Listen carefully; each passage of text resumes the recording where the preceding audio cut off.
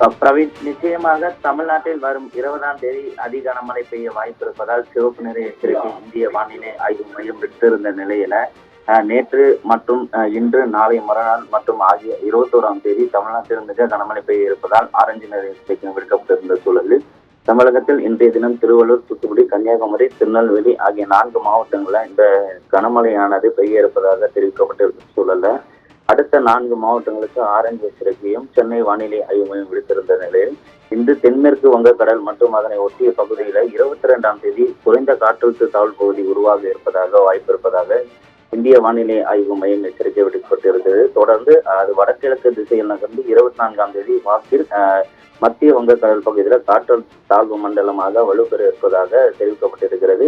இந்த சூழல்ல வருகின்ற 19 மற்றும் 20 ஆகிய 2 நாட்கள்ல தமிழகத்தில் அதிக கனமழை பெய்ய வாய்ப்பு இருப்பதாகவும் இதனால் சிவப்பு எச்சரிக்கையும் விடுக்கப்பட்டிருக்கிறது. 18ஆம் தேதி முதல் 22ஆம் தேதி ஆகிய 3 நாட்களிலும் மிக கனமழை பெய்ய இருப்பதாகவும் ஆரஞ்சு நிற எச்சரிக்கையும் விடுக்கப்பட்டிருக்கிறது. பிரவீன்குமார்.